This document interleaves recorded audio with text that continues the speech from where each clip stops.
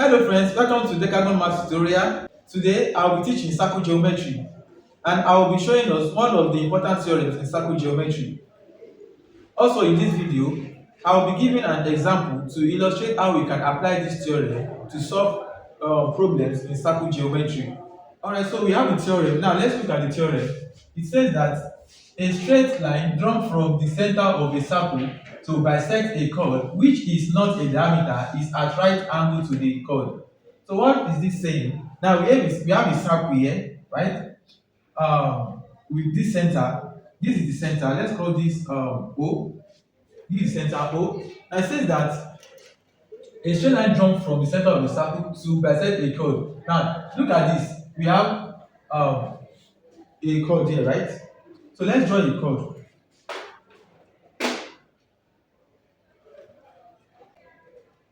So now this is what we call a chord without extending outside. Inside is called a chord. So let's call this AB. So we have chord AB. Now it says a line drawn from the center.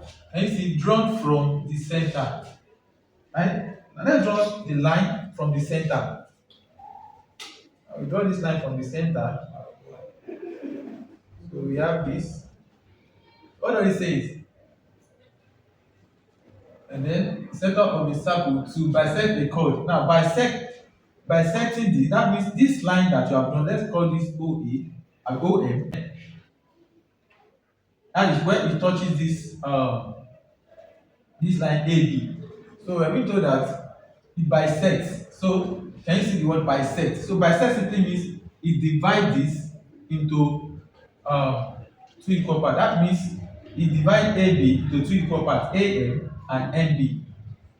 So then they said that a chord which is not a diameter. So let me read it again. A straight line drawn from the center of a circle to bisect a chord which is not a diameter. So they're telling us that this chord AB is not a diameter because it did not pass through this center, this O, like this. I said it is at right angle to the chord. So that means this is at right angle to this. So what we can deduce from this is that we can see that OM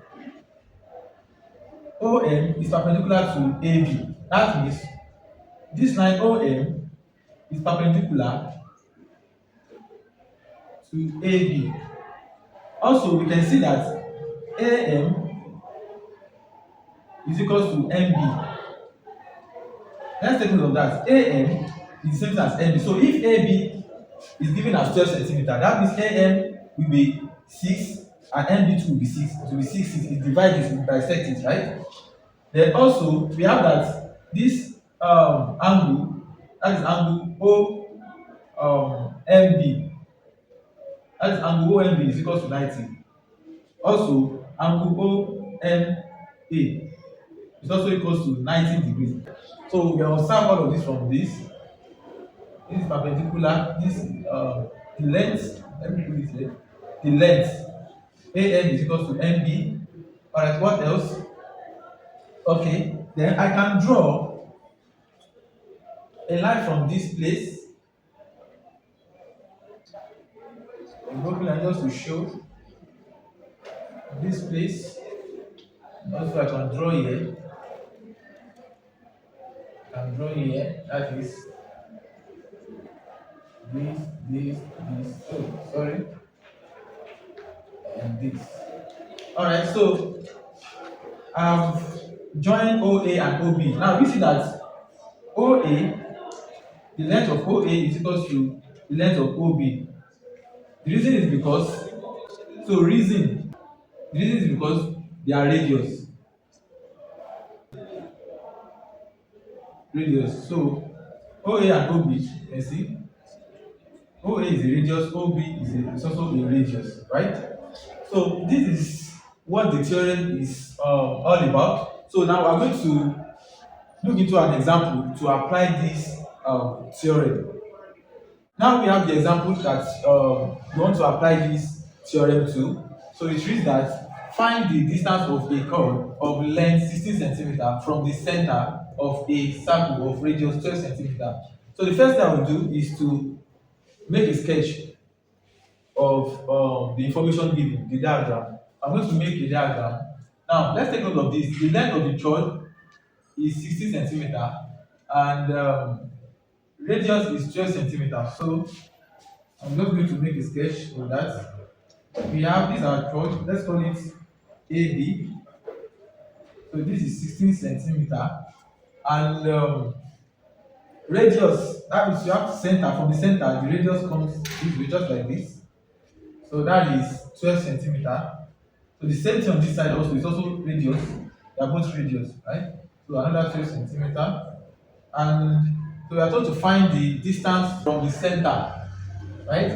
So that means this distance here is what we are told to find. That means the distance of this AB from this center. That's what we are told to find. So let's call this place OM, just like it is there. Let's call it OM. So what we want to calculate is OM. I will make a proper drawing there right now. Moving forward, this is what our diagram looks like. With what we have placed here, so we are going to label it just the same way we have it here. This is O, and this is M, this is A, and this is B. Alright. Now this is at 90 degrees according to the theorem, and also this place equals to this place. Now we know that this place is 16, AB is 16. That means this place will be 8 centimeter and 8 centimeter according to the theorem, right? We divide it into 2, and that's one of the conditions I've written here, right? Divide it into 2, and this OB is radius and radius, which is 12 centimeter. This is 12 centimeter, and then another 12 centimeter. So we have to find OM. Now to find OM, what I will do is just I will consider any of the triangle. I have two right angles there. We have OAM, OBM, right? So I can consider triangle, that is the right angle triangle OBM, right? So bringing that out, this is what I have. I have a triangle like this. So this is 8 centimeter, 12 centimeter. This is the right angle. This is where I'm looking for. This is OM. Right? That's what we're looking for. And we can just call OM. We can call this place X. Right? Let's call it X. This is B.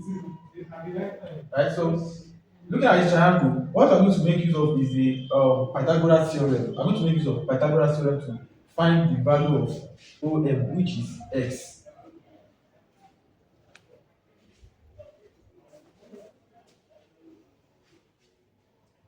So making use of Pythagoras theorem, so Pythagoras theorem is saying that when we square this, take the square of everything, right? So when we have the square of everything, this is hypotenuse, right? So it's telling us that the hypotenuse square is equal to the sum of this, and is x square plus 8 square. That means the square of the hypotenuse is equal to the sum of the squares of the other two sides in the right angle triangle, right? So we have 12 square is 144 equals to, this is x squared plus 8 raised power 2 is 64. Then we take 64 to this side, 144 minus 64 equals to x raised to the power of 2. So 4 minus 4 is 0, and this should give us that is 8. That is 8c equals to x raised to power 2. Then we can take the square root of both sides. That means 8c to the square root under the square root is equals to x squared square root. Then this square cancel the root. So we have that x equals to root 80. 18 should be 16 times 5, right? 80 should be 16 times 5. So 16 times 5, that should be, let's take the square root from this place. Taking the square root from here, that is square root of 16 times square root of 5, and that is 4 times 5 times root 5. That equals to 4 root 5 centimeter. So it depends on how you want to leave the answer. You can leave the answer in short form this way, and you can make use of the calculator to find the value of root 5 multiplied by 4, and you have your answer as a decimal. But I prefer to leave my answer in short form. So this is all I have for us today on circle geometry. I hope you guys enjoyed this lesson. So I'll be creating more videos. I will be teaching more theorems on circle geometry. So if you are a jambite, it is an advantage to you. If you are a secondary school student, whatever the level you are, it is an advantage to you, right? If you have not started following me on TikTok, please click on the plus button to follow me. And also on YouTube, Decagon Math 3 on YouTube. You can also subscribe to my channel. Thank you guys for staying through. So see you next time. Goodbye, guys.